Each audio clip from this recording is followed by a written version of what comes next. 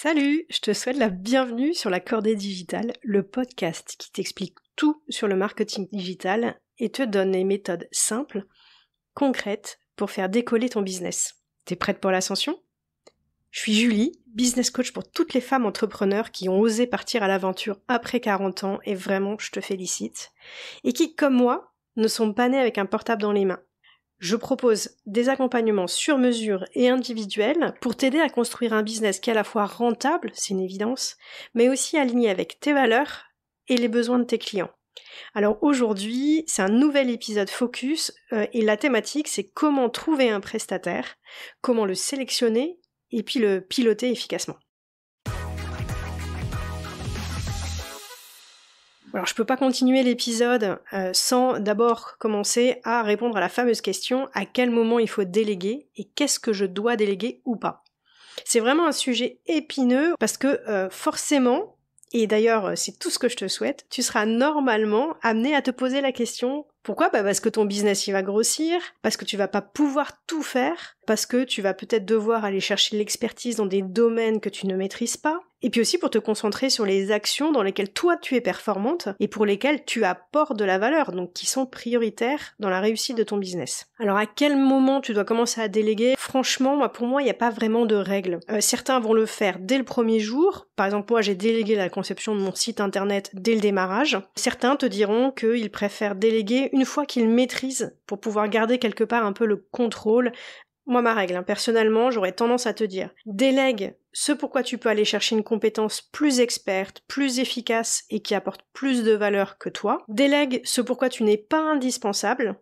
Délègue ce qui n'est pas au cœur de ton business. Tu dois garder la main sur, pour moi, ce qui fait le cœur et la valeur ajoutée de ton entreprise. Exemple, moi je vais pas demander à quelqu'un de préparer et d'enregistrer mes épisodes de podcast, ou je vais pas demander à quelqu'un d'autre de faire mes séances de coaching à ma place. Délègue aussi ce qui t'épanouit moins pour garder aussi ton énergie, c'est quand même un point qui est super essentiel. Voilà, et dernière règle pour moi qui est purement financière, mais si quelqu'un peut effectuer la même tâche que toi en moins de temps ou pour moins cher, et que pendant ce temps-là, tu peux consacrer le même temps pour apporter une plus grande valeur ajoutée à ton entreprise, pour développer ton chiffre d'affaires, pour réfléchir à la stratégie, pour moi, à ce moment-là, il n'y a pas de doute, fonce. Tu vois, c'est typiquement la décision que j'ai prise au sujet de mon podcast, le premier Découvre, Ose et Deviens. Au tout démarrage, en fait, du projet, j'ai toujours géré moi-même le montage entier de mes épisodes. Donc, c'est des interviews qui durent 1h30, autant te dire que avec 2 voix, donc 2 pistes, enfin, les trucs étaient un peu complexes, et pour monter 1h30 d'épisodes, on va dire que ça me prenait entre 2 et 3 heures. J'ai longtemps fait, ça m'a plu d'ailleurs d'apprendre à le faire parce que concrètement j'ai compris comment on faisait des montages, j'ai aussi pu anticiper les problématiques et les intégrer en amont au moment de l'enregistrement, genre éviter toutes les 2 secondes de dire ouais, ok, pour pas avoir à les couper à la suite, bon bref, c'était hyper enrichissant. Sauf qu'à un moment donné, j'avais de plus en plus de boulot, donc pour mes clients, les clients que j'accompagnais, autant les PME que les entrepreneurs, et j'ai bien vu qu'à un moment donné je ne m'en sortais plus. Je sortais quand même un épisode par semaine, enfin c'était très dense. Ce qui m'embêtait, c'est que mon podcast est un projet personnel, donc qui n'apporte pas d'argent, et c'est pas un centre de profit. Donc le fait en fait de déléguer le montage, ça voulait dire que ce podcast commençait à être un centre de coût, et ça m'a embêté, ça m'a bloqué pendant quelques semaines. Et puis au bout d'un moment, je me suis dit mais attends, mais Julie, tu vas payer X euros pour le montage de cet épisode, c'est X euros en fait, c'est l'équivalent de 3 heures de ton temps. Si ces 3 heures de temps, tu les consacres à autre chose, entre autres de développer le business de ton entreprise, est-ce que franchement tu penses pas que ces 3 heures valent largement plus que le coût que je vais payer et le tarif que je vais payer à mon prestataire qui fait le montage du podcast? Voilà. Et d'autant plus que par ailleurs, forcément, cette personne-là est beaucoup plus compétente que moi pour faire le montage. Bref, il n'y avait pas photo quoi. Alors oui, c'est un coût, mais je pense que c'est surtout un investissement. Voilà. Et je pense qu'en fait, il faut raisonner comme ça. Parfois, il faut se dire que oui, ça coûte de l'argent de déléguer, mais que c'est un vrai investissement et qui permet d'être plus rentable sur d'autres actions. Bon, Une fois que tu as décidé que tu devais déléguer, et ça arrivera forcément, la première question qui va arriver, c'est ok, très bien, j'ai besoin de quelqu'un pour telle et telle tâche, mais où est-ce que je trouve le prestat? Alors déjà, première piste, évidemment ton réseau, parce que le bouche à oreille, c'est top pour trouver un prestataire. Tu sais déjà à quoi tu vas t'en tenir, en qualité de boulot, en qualité relationnelle, en respect des timings et aussi en prix. Ça, c'est super intéressant. Attention cependant à bien creuser quand tu poses les questions et quand tu as des recommandations des gens autour de toi. D'abord, vérifie aussi la nature de leur relation, et ça peut être des copains, donc forcément ils auront eu un tarif préférentiel, ils auront peut-être été mieux traités que ce que tu le seras avec le même prestat. Tu peux aussi vérifier en fait quelles étaient les conditions de travail, sous quel délai ils ont travaillé, quel était le brief initial, combien il y a eu d'aller-retour. Quelqu'un peut être extrêmement satisfait d'une création graphique, mais c'est peut-être parce qu'ils ont mis 3 mois à le développer, c'est peut-être aussi parce qu'ils ont eu 150 allers-retours, etc. Donc vérifie bien et creuse le pourquoi la satisfaction de ce prestataire auprès de ton réseau. Mais globalement, c'est quand même super sécurisant parce que il y a très rarement des personnes qui vont te recommander quelqu'un s'ils ne sont pas sûrs d'eux, parce qu'ils n'ont pas envie d'entamer la confiance que vous avez l'un envers l'autre pour te recommander quelqu'un qui est pas bon. Bon, ensuite, t'as tout ce qui est réseaux sociaux, blog, newsletter, parce que tu peux déjà juger de la qualité de la prise de parole de ce prestataire sur ces canaux. Tu peux juger de leur expertise sur le sujet. Tu peux aussi juger de leur personnalité, parce que tu vois comment ils répondent aux commentaires, comment ils répondent aux questions. Et puis concrètement, si tu cherches par exemple un community manager, s'il ressort fortement sur Instagram ou sur un autre réseau Facebook ou autre, c'est qu'a priori il fait bien son job. Donc t'as déjà la preuve. Après t'as aussi Google est ton ami, n'oublie pas. Tu peux aussi taper ta recherche, community manager, avocat, coach sportif, etc.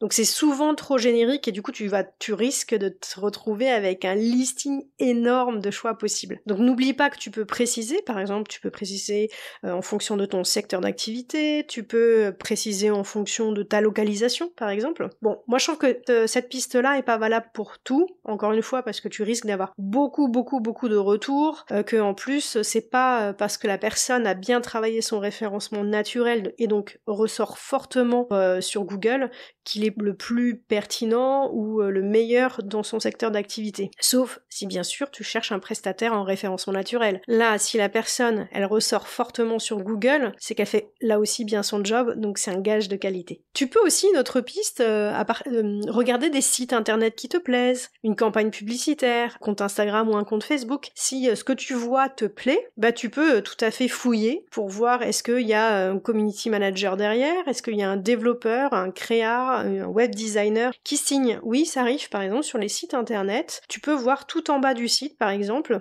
C'est le cas sur mon premier site, où tu vois effectivement que c'est signé par Canel Création, et donc tu as les coordonnées de cette personne. Tu peux aussi les voir des fois tu as des onglets dans les sites qui s'appellent données du site ou info du site, et souvent tu vois le web designer qui peut avoir signé et intégrer son nom dans cette page-là. Et puis après, honnêtement, tu peux y aller au bluff, et tu peux contacter les gens, quoi. C'est-à-dire tu peux contacter le propriétaire du site, le propriétaire du compte Instagram. À partir du moment où c'est pas des concurrents, honnêtement, la personne, elle sera plutôt ravie de voir que tu trouves que son design et son compte sont hyper bien gérés. Et donc, si c'est pas un concurrent, il y a aucun blocage au fait qu'elle puisse à un moment donné, te donner les coordonnées de son prestataire. Et puis, si elle te refuse, c'est pas grave, t'auras tenté. Bon, après, t'as aussi évidemment toutes les plateformes qui se sont énormément développées ces dernières années, dont l'objectif vont être de mettre en relation des clients comme toi et des freelances. Donc t'as des plateformes génériques comme Malte, comme Crème de la Crème qui regroupe beaucoup de freelances digitaux, t'as 5euros.com et t'as l'équivalent américain qui s'appelle Fiverr avec 2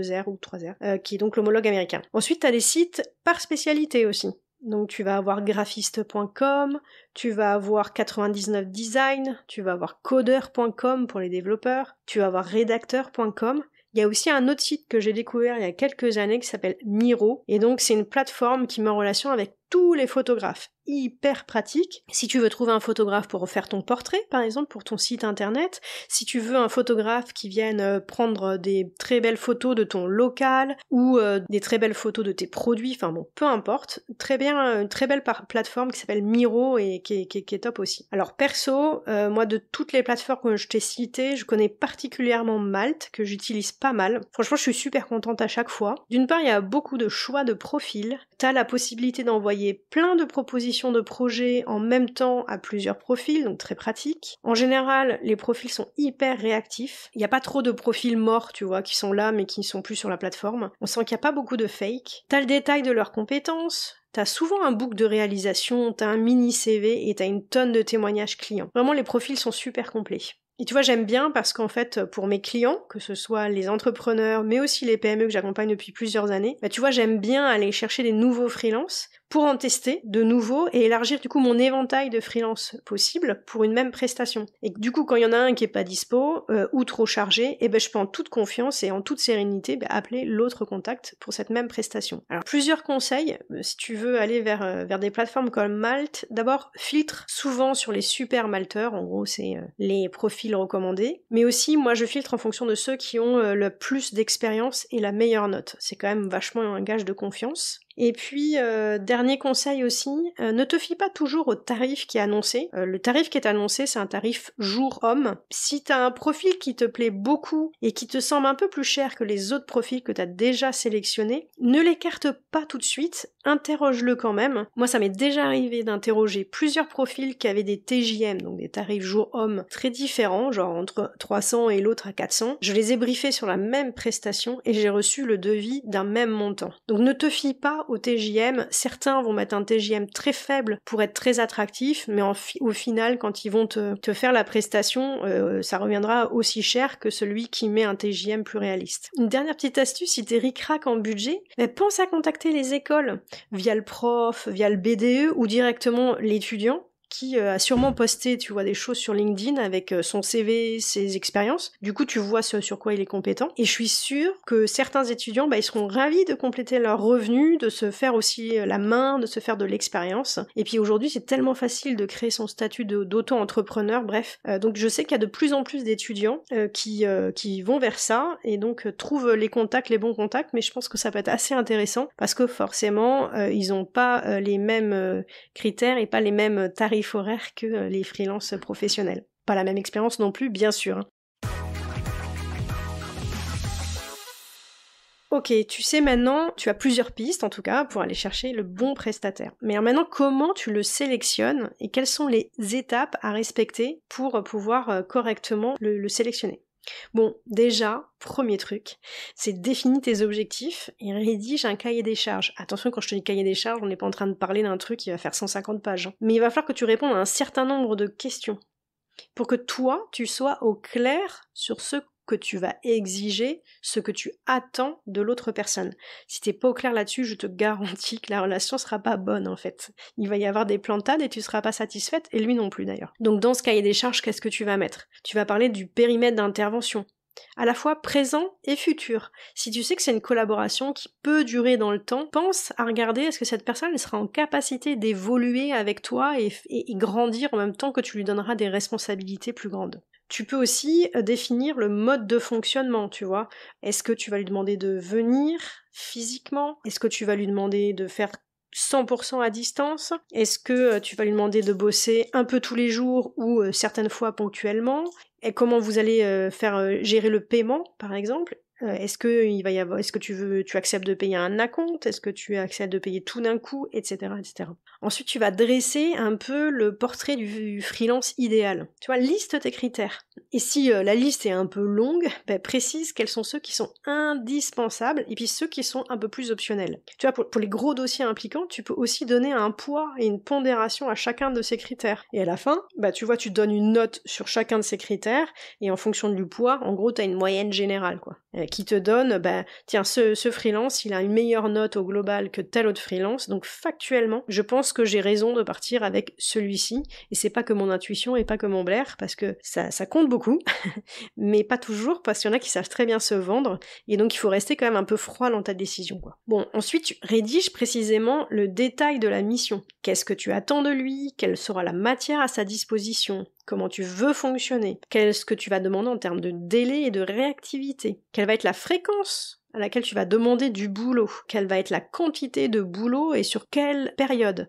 Tout ça, ça compte, parce que forcément, pour un freelance, si tu lui apportes un boulot avec une perspective de tous les jours, pendant 12 mois, forcément tu vas être plus attractif qu'une personne qui lui demande un one-shot. Et donc normalement, moi je considère que le tarif devrait s'en ressentir et qu'il devrait te faire une proposition plus attractive. Bon, attention, dans le cadre par exemple d'une prestation de création graphique, faut que tu penses aussi à valider le fait que il pourra te livrer les fichiers natifs. Les fichiers natifs, c'est les fichiers que tu pourras encore modifier par la suite. Est-ce que tu vas lui demander aussi que la création soit libre de droit, c'est-à-dire que elle t'appartient à la fin de la prestation et tu peux, si tu le souhaites, reprendre la création au bout de 6 mois avec un autre prestataire et les modifier. Tout ça, ce sont des choses qu'il faut valider en amont parce que je peux t'assurer qu'une fin de prestation, si ces points-là n'ont pas été validés, peuvent vite devenir conflictuels.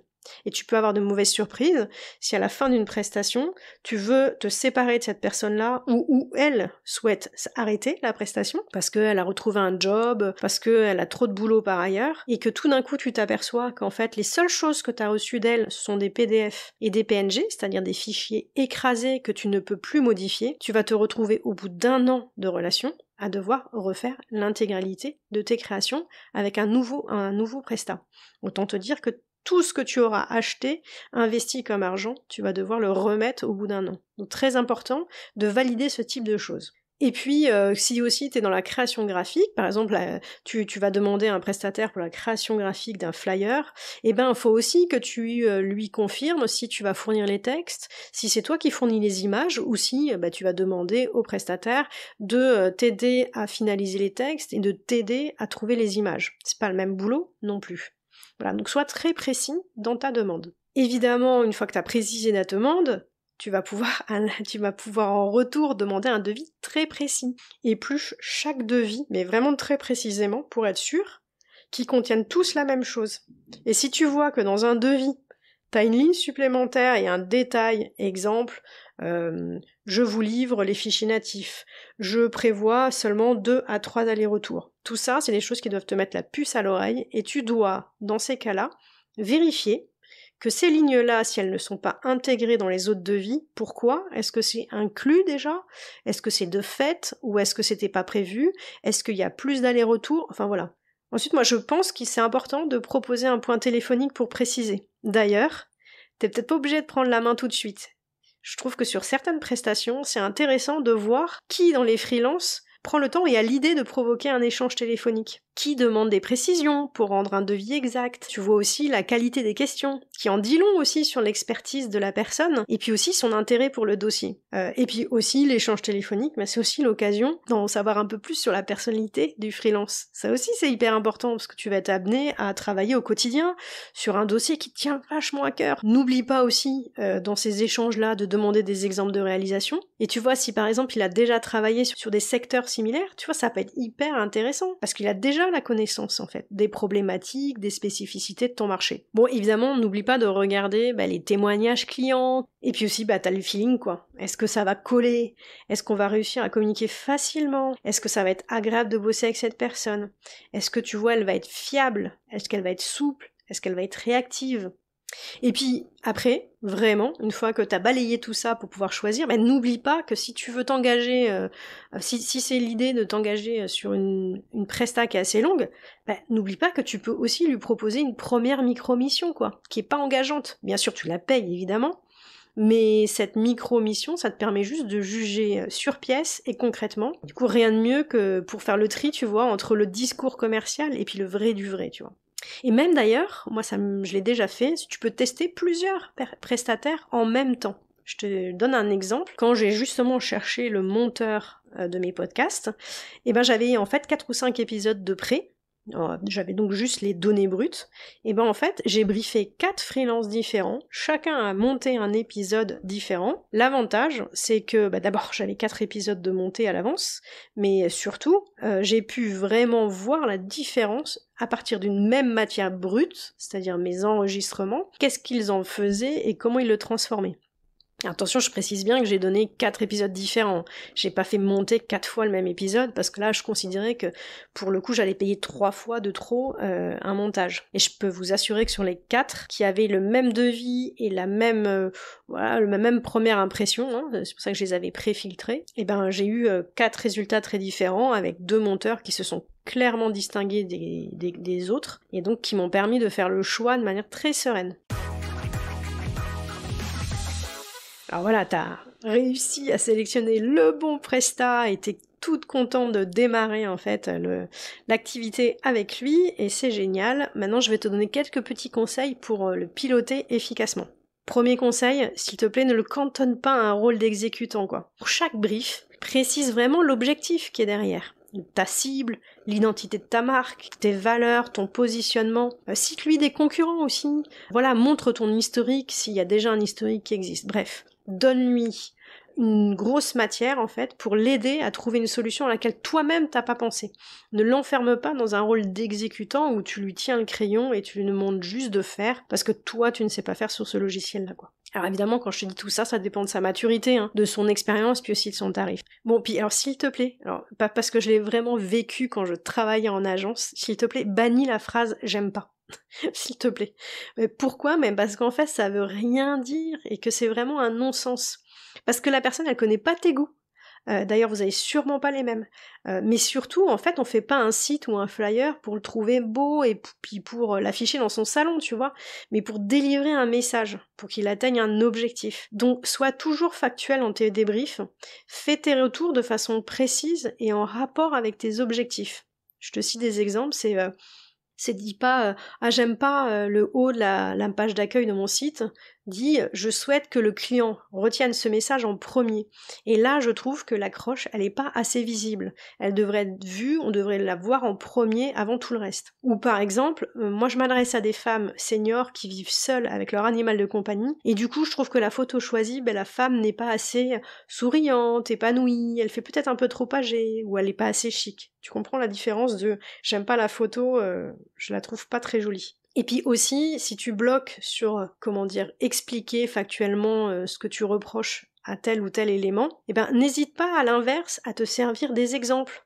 Tu vois, par exemple, je préfère ce type de photo. Et peu importe, tu mets des photos que tu pourras pas utiliser, que tu as trouvé chez un site concurrent ou dans un magazine ou peu importe, mais au moins ça permet d'illustrer tout au long de la presta, rappelle-lui bien le mode de fonctionnement, quoi. Moi, par exemple, je demande vraiment à mes prestataires d'accuser réception de mes demandes et de me confirmer assez rapidement sous quel délai ils vont traiter ma demande. Il n'y a rien de pire que d'envoyer un mail de pas avoir de retour pendant 3 jours, tu sais même pas si la personne l'a lu, tu sais même pas ce qu'elle en a fait, tu sais pas si elle est encore vivante ou si elle est partie en vacances. Je trouve que ça c'est un des points moi qui m'énerve le plus dans une relation avec un prestat. Je lui demande aussi de me préciser ses dates de vacances quelques semaines à l'avance pour que je puisse m'organiser et anticiper mes demandes. Tu vois, je trouve que... Et à l'inverse, je fais pareil, c'est-à-dire que quand je pars en vacances et que du coup je vais avoir des deadlines précises pour finir des dossiers avant de partir en vacances, je les précise aussi en amont. Ensuite, moi je pense qu'il faut aussi être ferme sur les délais, mais il faut pas demander non plus des délais irréalistes. Parce que t'es pas son seul client, anticipe ses propres contraintes. Lui aussi, il a des contraintes. Et parfois, il peut même être salarié à côté, et du coup, tu devras accepter de travailler avec lui que le soir ou que le week-end. Moi, c'est ce que je fais depuis plus d'1 an avec une presta. Bon, sois clair sur les attendus et les priorités. Tu vois, quand moi je vois que ça bouchonne justement sur les délais, j'hésite pas à relister tous les dossiers en cours et je lui rappelle les deadlines sur chacun, mais surtout les priorités. Je dis bon mais ça c'est plus urgent, ça c'est essentiel, ça tu pourras le faire dans un second temps. Je trouve qu'une bonne façon aussi de piloter et de travailler avec un prestataire, c'est de caler une organisation et de bien préciser ça en amont. Tu vois par exemple, tu peux mettre en place un dossier de drive d'échange en commun pour s'échanger les fichiers. Tu peux créer des sous-dossiers qui sont hyper clairs pour organiser les choses très vite, un dossier brief, un dossier proposition graphique V1, V2, V3, etc. Et attention, tu vois, reste vigilant pendant toute la prestation, parce que si ça dérape, parce que trop speed, surcharge, parce que fatigue, etc., laisse pas trop passer. Et rappelle gentiment à la personne, mais fermement, qu'il faut respecter ces règles de nommage pour que les choses soient très claires entre lui et elle et vous. Et puis je trouve que quand tu envoies pour une première mission ou chaque début de mission, il faut vraiment que tu précises pour moi le cadencement. Et notamment lui dire, voilà, je t'ai livré le brief à telle date, je voudrais bien avoir la première version à telle date, tu peux estimer qu'il va y avoir 1 semaine de temps d'échange, et rappelle-lui bien que par contre la deadline, c'est-à-dire Je sais pas, la newsletter doit être prête, le site doit être mis en ligne telle date, tu vois. C'est important de jalonner le travail et pas juste lui dire ok le brief envoyé telle date et puis le truc devrait être en ligne dans 3 mois. Non, il faut quand même que tu jalonnes ce travail-là et tu jalonnes les étapes pour être sûr que vous soyez dans le bon tempo, quoi. Et ça, pour moi, c'est toi qui dois garder la main parce que tu restes client et tu ne dois pas être que tributaire, en fait, de son propre planning. Et je t'assure qu'il risque d'avoir un planning assez chargé avec beaucoup de clients. Et si c'est pas toi qui tiens les rênes, malheureusement, tu risques de passer derrière d'autres clients qui sont beaucoup plus présents, beaucoup plus exigeants, etc., etc. Bon, et puis après, toi, sois carré aussi de ton côté, hein.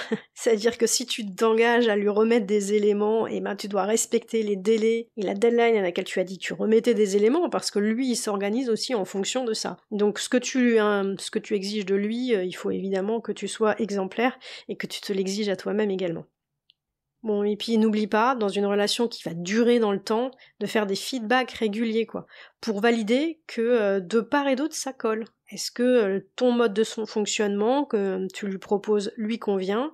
Puis je trouve que c'est aussi l'occasion de discuter de façon informelle de son contexte, tu vois, vérifier quelle est sa charge de boulot, vérifier s'il a beaucoup de nouveaux clients, est-ce qu'il a un changement de statut, etc., etc. Je trouve que c'est quand même assez important pour à un moment donné anticiper un éventuel souci de disponibilité, par exemple. Et puis aussi dans ces échanges informels, tu peux aussi lui donner des perspectives, puis le motiver, tu vois, en termes d'évolution. Tu peux aussi partager les projets de l'entreprise pour que cette personne-là, en fait, s'implique dans la vie de ton projet. Et puis, en fonction de son importance, tu peux même imaginer l'impliquer dans certaines réflexions en amont. Ça peut être super important quand tu sens que la relation s'installe et que c'est sur un poste qui est clé. Je pense par exemple à un poste de community manager. Bon, pour moi, c'est hyper important qu'elle puisse suivre si tu fais, je sais pas, des interviews clients, qu'elle puisse avoir cette matière-là. Tu sors un nouveau produit, si tu es en réflexion sur une nouvelle gamme de produits, si tu vas sortir un nouveau projet, et ben implique-la dès le démarrage pour voir si elle peut t'apporter une contribution,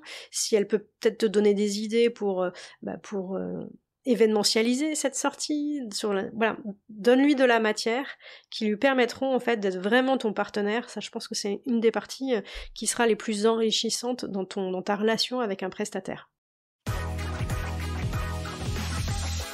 Bon, voilà, on arrive à la fin de l'épisode. Moi, en conclusion, j'ai vraiment envie de te partager une seule chose. C'est une conviction que j'ai depuis des années. Pour moi, on a le freelance qu'on mérite. Et tu remarqueras que cette phrase, elle s'applique à tous les domaines, hein, les enfants, les clients, etc. Mais en gros, plus tu seras au clair sur tes attentes, plus tu seras précise dans tes demandes, plus tu cadreras la relation de manière transparente, claire et ferme, plus je te garantis que ça va bien se passer. Et c'est souvent le flou, je trouve, chez le donneur d'ordre, qui amène à des situations mais hyper tendues et conflictuelles. Mais je dis pas que t'es forcément toujours à 100% le fautif, hein. Tu peux tomber sur un prestataire qui s'est survendu et n'a pas les capacités, etc. Mais si une personne n'est pas à la hauteur et que t'es très au clair sur tes objectifs et l'attendu, pour moi tu sauras très nettement mettre fin à la prestation de manière ferme, nette et du coup honnête. Bon, j'espère que cet épisode aura été utile. Si l'épisode t'a plu, mais n'oublie pas de me laisser une note 5 étoiles sur Apple Podcast, puis aussi un commentaire, ça tu peux le faire sur Apple Podcast, sur YouTube, sur Spotify. Voilà, ton feedback il est hyper important pour moi. Donc je te remercie par avance. Alors, n'hésite pas, tu vois, à nous partager en commentaire ton expérience de délégation, de travail avec un freelance. Je suis sûre que tes conseils pourront nous être super utiles. Avant de se quitter, moi je voulais juste te rappeler que si tu démarres ton activité ou que si tu sens que tu n'arrives pas à la développer comme tu le souhaites, que tu bloques, je sais pas, par exemple sur la définition de ton offre, que tu voudrais la préciser, la différencier, si tu as l'impression que tu n'as pas encore totalement bien saisi ou peaufiner ta cible, si tu souhaites encore et que tu te poses des questions sur ton tarif, si tu n'es pas encore assez visible sur le web malgré de nombreuses initiatives, bref. Je te propose, moi, qu'on en discute de vive voix lors d'un appel découverte qui est totalement gratuit et vraiment sans engagement. Le lien pour prendre rendez-vous, en fait, il est dans les notes de l'épisode et puis aussi dans la bio de mon compte Instagram. Là, on apprend à se connaître et on voit, tu vois, si on a envie de faire un petit bout de chemin ensemble ou un grand bout de chemin ensemble. Vraiment, ça dépend, en fait, de tes besoins et des spécificités de ta situation. Comme moi, je serai ton Sherpa digital, mais alors avec grand plaisir. plaisir. À très vite, j'ai hâte de te retrouver pour le prochain épisode. N'oublie pas de t'abonner au podcast, comme ça tu seras alerté de la sortie du prochain épisode. Moi, d'ici là, je te souhaite une très très très belle semaine. Ciao!